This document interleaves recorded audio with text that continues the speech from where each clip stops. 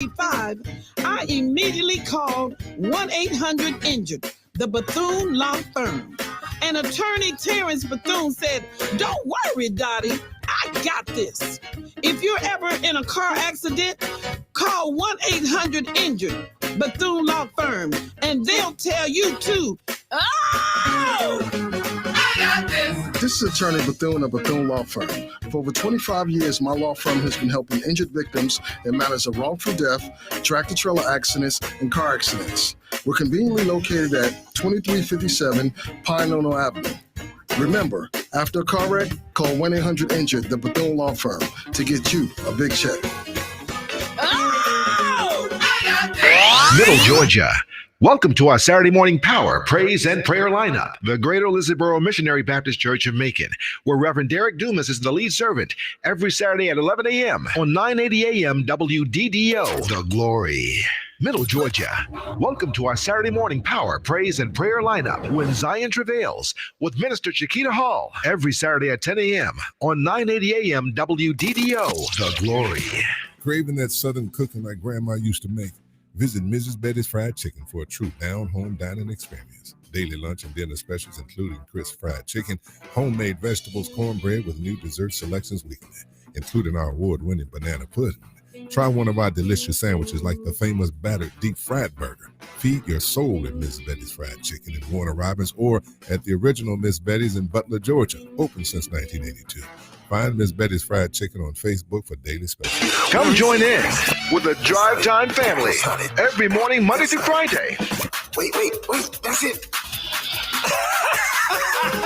Drive Time. From 7:15 until with your god brother, your godson, your god nephew, Bertice Zero-Zier. It's Drive Time. True Essential Service LLC. Clients will have an individualized care plan, which may include one or more of the following services: professional nursing services, certified nursing assistants, companion care, respite for family caregivers, benefits in choosing home care, consistent care available hourly, daily, weekly, or intermittently, allows your loved one to stay at home as opposed to being forced to put a loved one in a nursing facility, and is affordable. For more details, call 478-221-3434 today. Growing up in Macon, I saw the importance of community service. As an attorney with Bay & Associates, I understand why. The need for an attorney to understand the value of the communities they serve is necessary to provide the very best service possible. I'm Joe Morris, and I'm a personal injury attorney. If you need me, call me at 1-877-929-6250.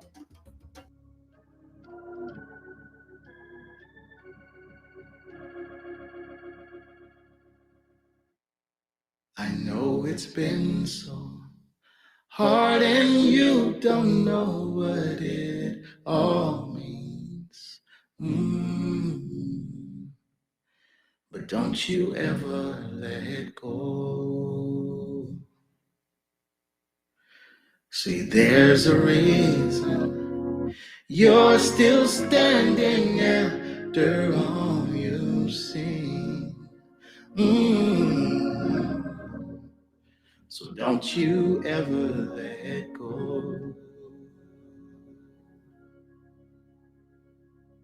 Don't let go. Don't let go.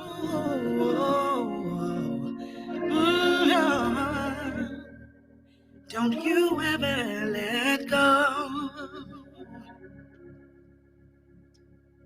You're getting tired, and it feels like it's been going on for years. Don't you ever let go. There's nothing wrong with crying. There's no denying. Let out all your tears. But don't you ever let go. Oh, don't let go. Don't let go.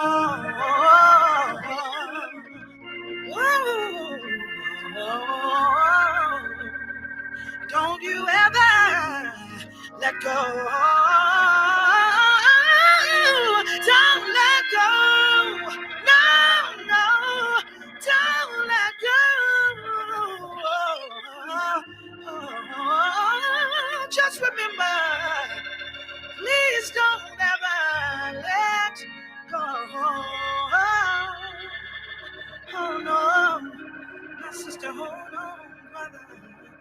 stay strong.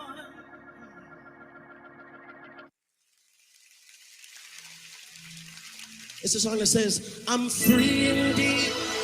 In Christ I'm free indeed. No chains are holding me. It's who I choose to be. I'm free indeed. In Christ I'm Connecting free. the community through gospel. The new 107.9 FM, W300EB, Macon, and WDDO 980 AM, Perry, Macon. The views expressed on this program are not necessarily the views of the Glory 980 AM, the Glory Media Group, LLC, WDDO-AM, its staff, management, or advertisers, but are the views and opinions of the participants of the broadcast.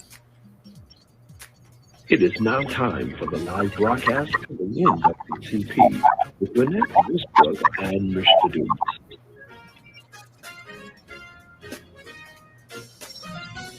Good evening and welcome to another segment of the NAACP Truth Show. I'm Willie DUMAS, your host, and I'm certainly glad you could join us today. Hope you're having a wonderful day. It's a nice sunny day out and certainly a good time to enjoy the rest of your evening. Hope you had a great weekend. I had a very good weekend. Got a chance to attend a wedding for my niece. Such a beautiful day, and I really enjoyed it. And I hope you got a chance to do some nice things as well. But even in doing that, of course, we have the threat of COVID-19, and so still taking those precautions, still using those CDC guidelines to keep us safe in our community. A lot happening in our community. We've got a lot going on around Macon and Middle Georgia and also all across Georgia. I do understand that the former President Trump was in Georgia this week, and that was kind of interesting to hear. So a lot of things happening. Also, the crime is steadily increasing. We had died down for just a few days, and now it seems that there's another uptick in crime and violence in the city. And so those are some of the things that we probably will talk about throughout the ongoing year, simply because around this time, as it gets closer towards the holidays, it seems that crime increases throughout the city. We did get some good news from the city of Macon, from the mayor's office this past week. They're looking at revitalizing Southwest Macon's mall. We do know that malls all across the country have been experiencing a lot of problems as far as staying open. A lot of the major department stores have pretty much left the indoor malls and have gone to other outdoor type settings. And so the mayor, along with the city council, have been looking at revitalizing the mall there at Southwest Macon, because most of us who live here in Macon have had some type of experiences as it relates to the mall. I know we used to do quite a bit of shopping there when the mall first opened. You had all your major department stores like Belk's and Macy's and those kind of places that most of us would frequent there at the local mall. But they're looking at also putting there in that same area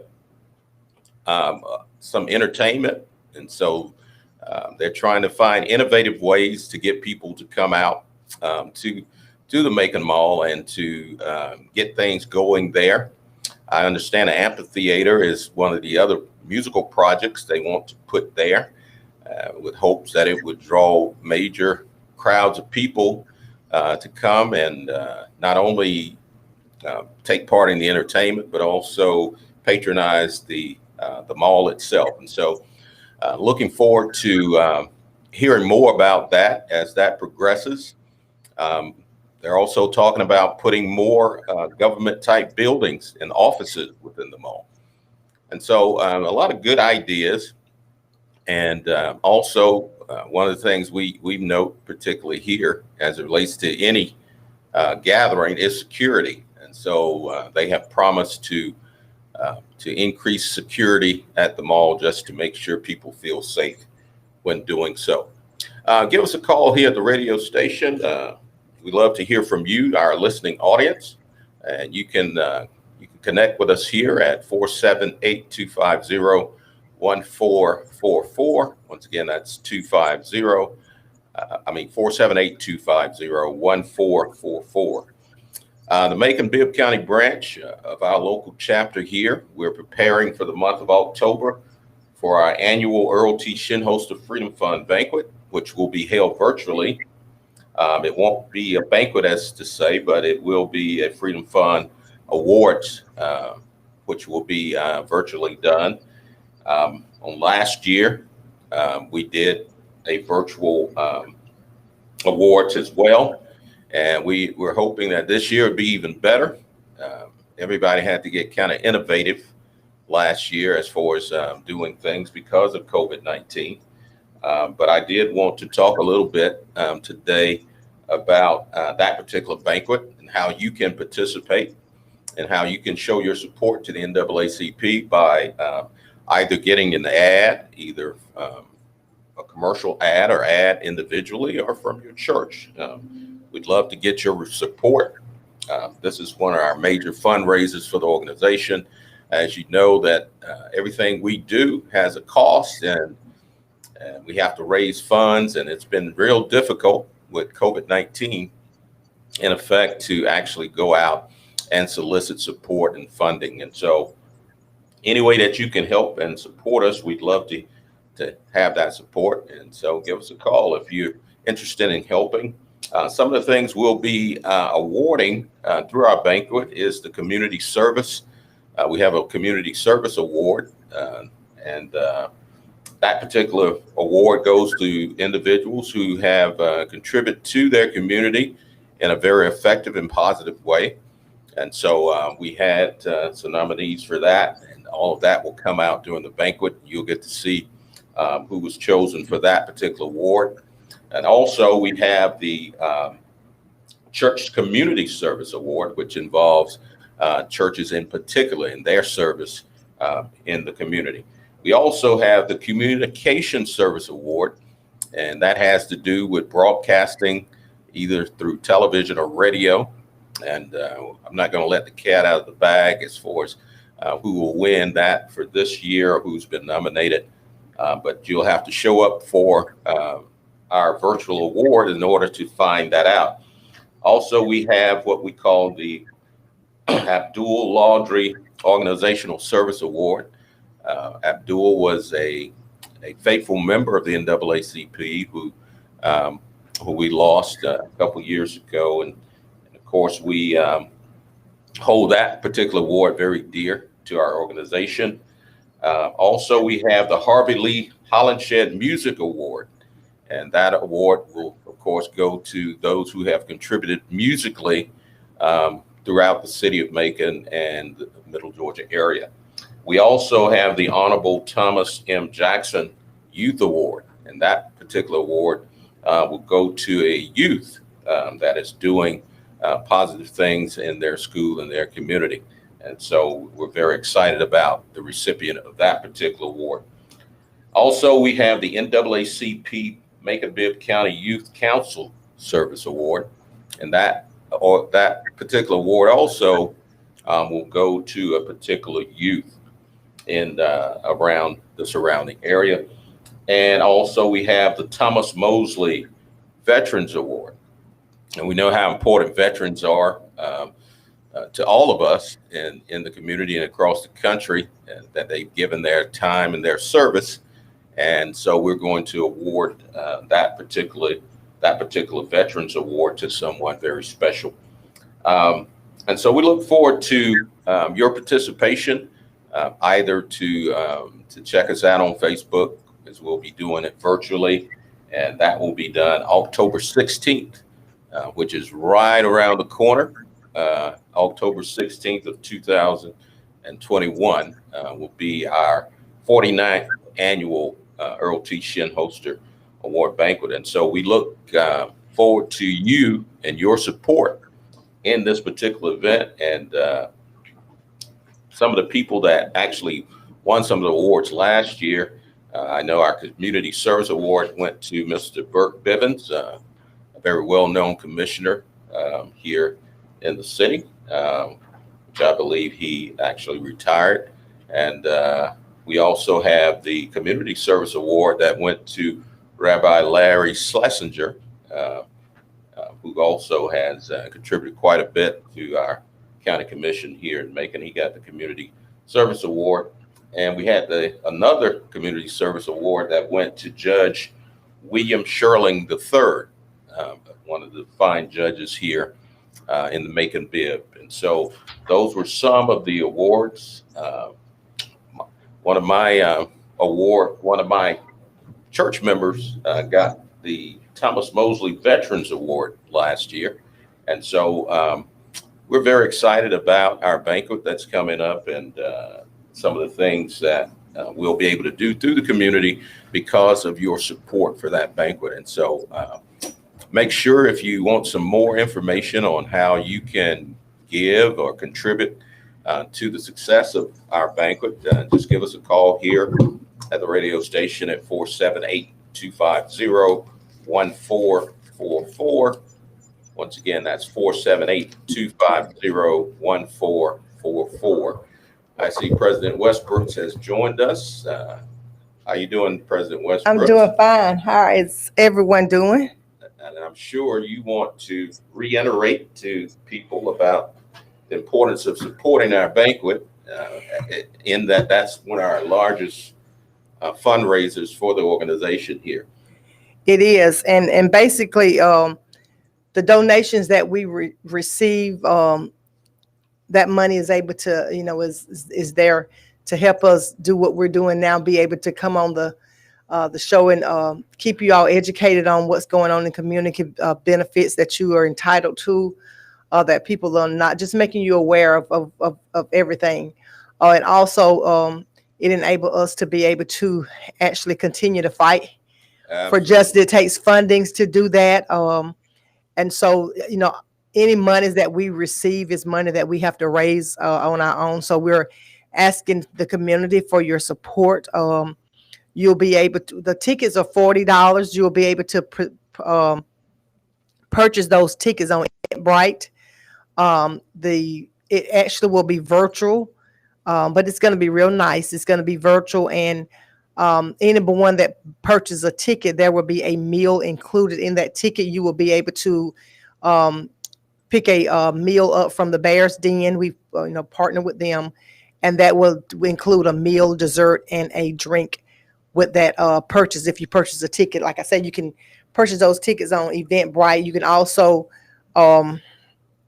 donate to, we have a PayPal account. You can donate to our PayPal account. Also, we have PayPal and we have Cash App. You'll be able to donate through the Cash App. And I want to try to give you the Cash App information. But I can come back to you and give you that information. But we're just asking for donation. You can also make checks payable to the Macon Bib NAACP and mail those to Post Office Box 6452, Macon, Georgia 31208. We need all the support that we can get. Like I say, a lot of the work that we do a lot of time go unnoticed because we are able to resolve a lot of issues behind closed doors. We don't have to be in the media or in the courts to do that. So a lot of our work is resolved behind closed doors. And so that's why we try to, keep you all informed on what's going on. So you do know that we are in the community and doing the work of the NAACP. And they do, even though we do get corporate support, individuals can play their part by their individual donations. And we certainly, applaud you by, making your individual sacrifices to our organization. And those are the things that kind of keep us going.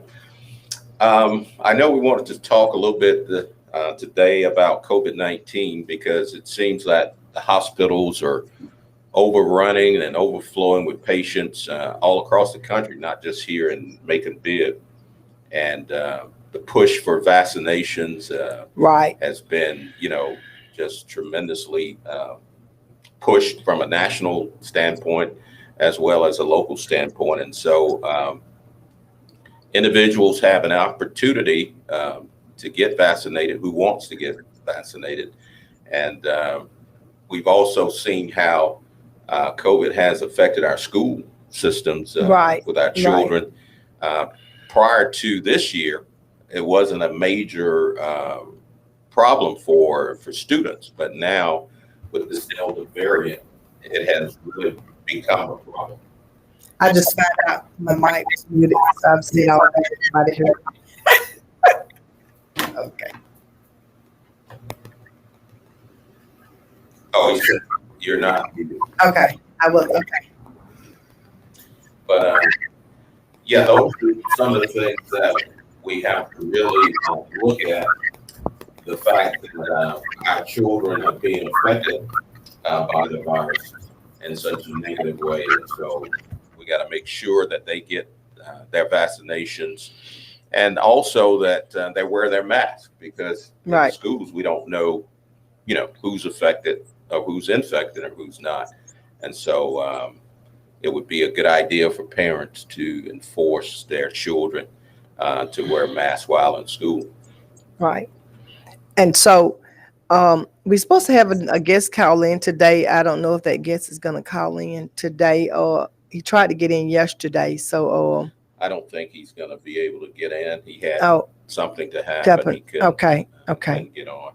And so we're going to, like I said, we're just encouraging everyone to get vaccinated. I know people are skeptical about the vaccine, and especially our younger people. But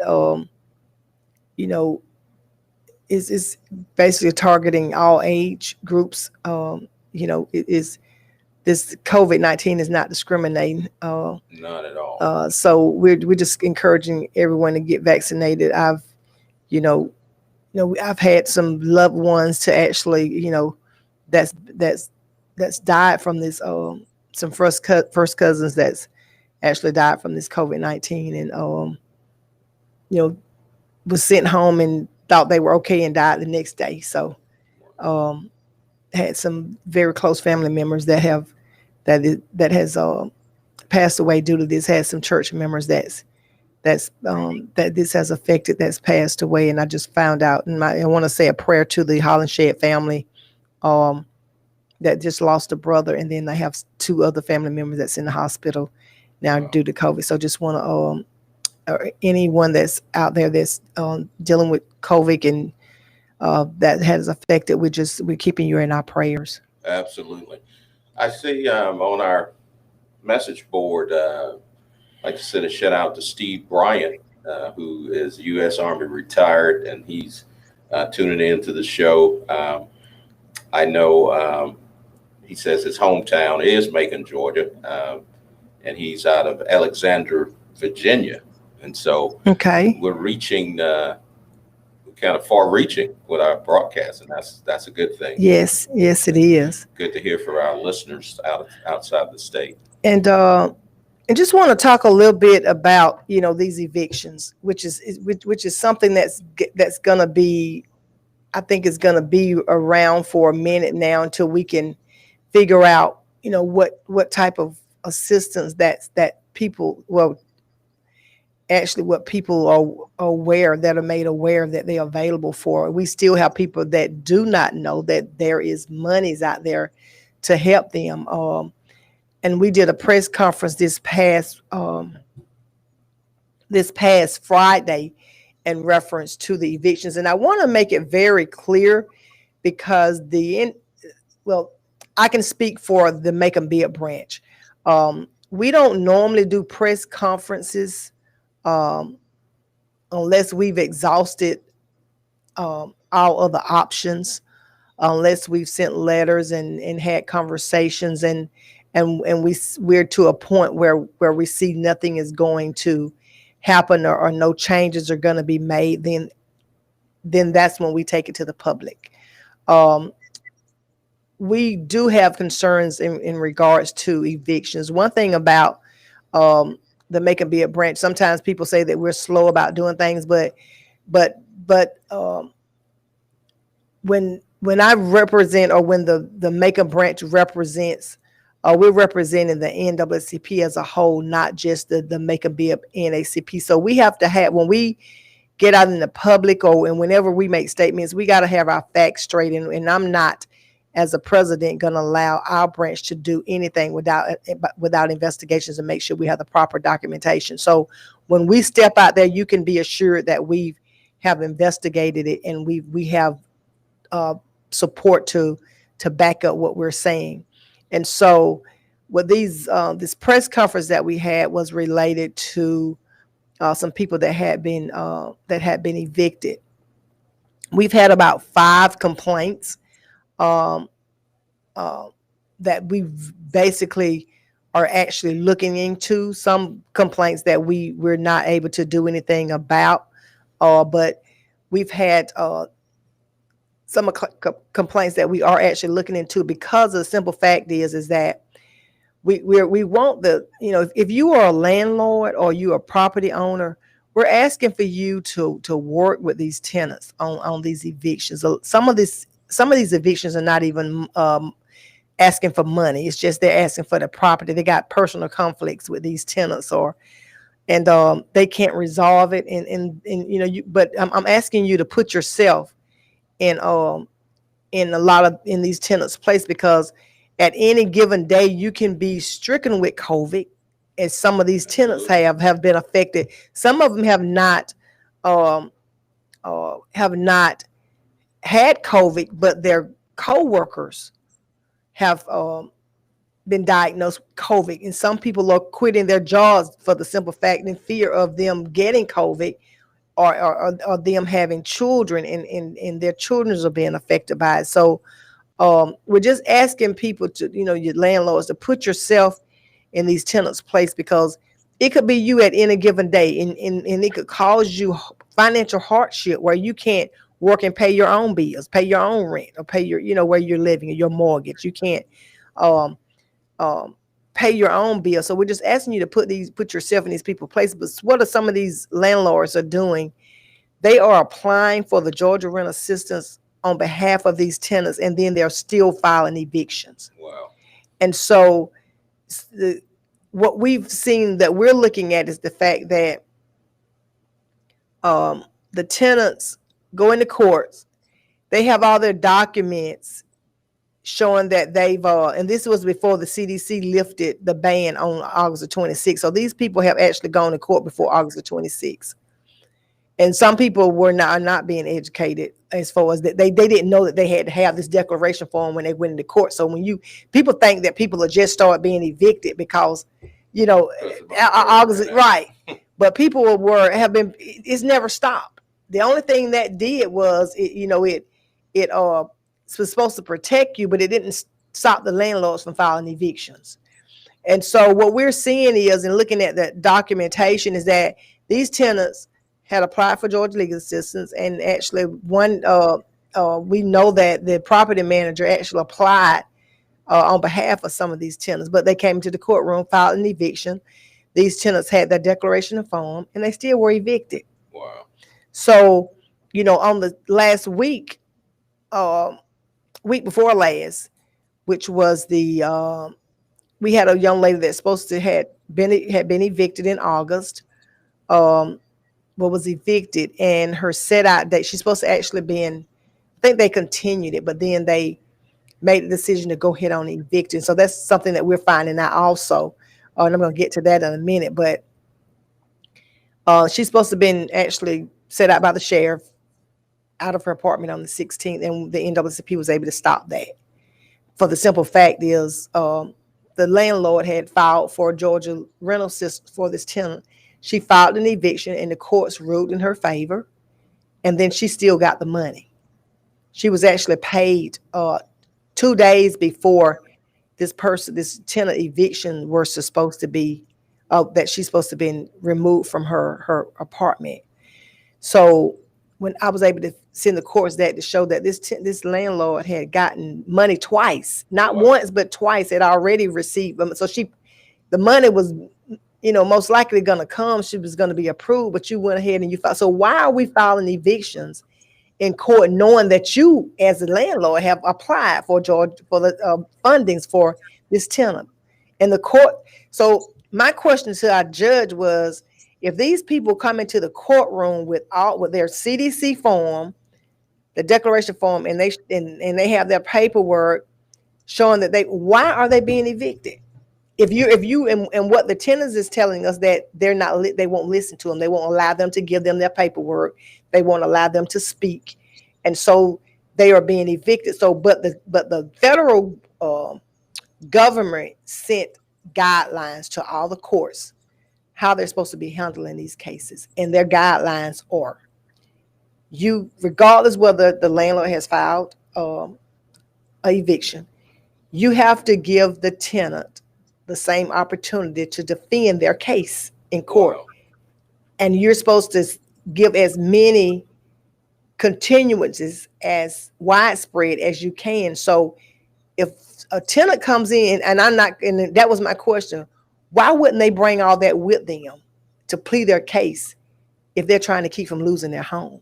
They come in the courtroom with all these documents and nobody is listening, nobody is accepting the paperwork. So why are we having to stop an eviction that if this tenant if she had all this, because she shouldn't have been evicted, not according to the federal guidelines that was presented.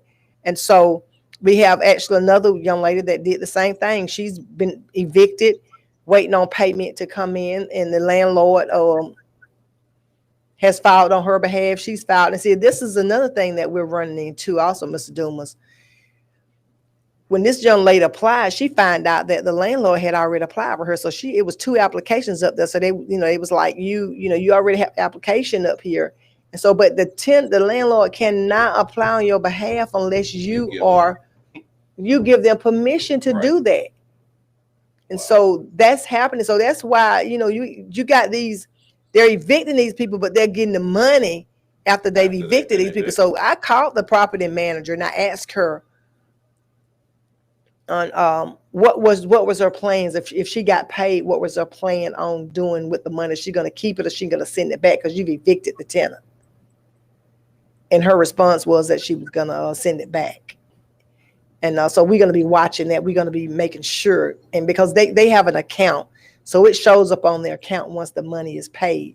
So, but if you have all this, she had her CDC form.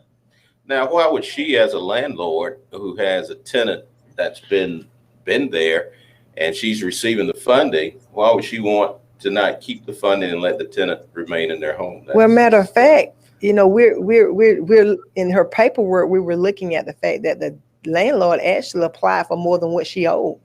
Wow. So you're basically applying for money that people don't even, that's not their balance.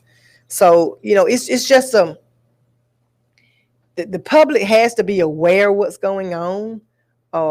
And so, we have some other issues that we have with housing, when we've done some applications for that tenant to see about getting her Georgia rent assistance, because some people are actually still, their jobs, they're still having to shut down. So, excuse me, we just want people to be aware of what's going on and that it is assistance that's available. Absolutely. Well, this is a topic that we'll probably be talking about for quite some time, as you mentioned, because there are a lot of people who are being evicted. And if you've had some eviction problems, we'd love to hear from you. So you could give us a call or contact us on next week, and we'd love to hear your story as it relates to your situation as far as being evicted. But we've run out of time, but we certainly appreciate our listening audience tuning in today. And I do hope that if they've been experiencing some eviction problems, that they go to the right sources. You need to get legal help, legal assistance. Absolutely. Don't just take the word of what's given to you, but look into it and research. Do not go into courts by yourself. Get legal representation. Absolutely. So thank you for joining us. Willie Dumas, your host, along with President live broadcast of the NAACP between at Westbrook and Michigan. Come join us next Monday at 4 o'clock p.m. on 980 WDDO. The views expressed on this program are not necessarily the views of the Glory 980 AM, the Glory Media Group, LLC, WDDO AM, its staff, management, or advertisers, but are the views and opinions of the participants of the broadcast. Hit me!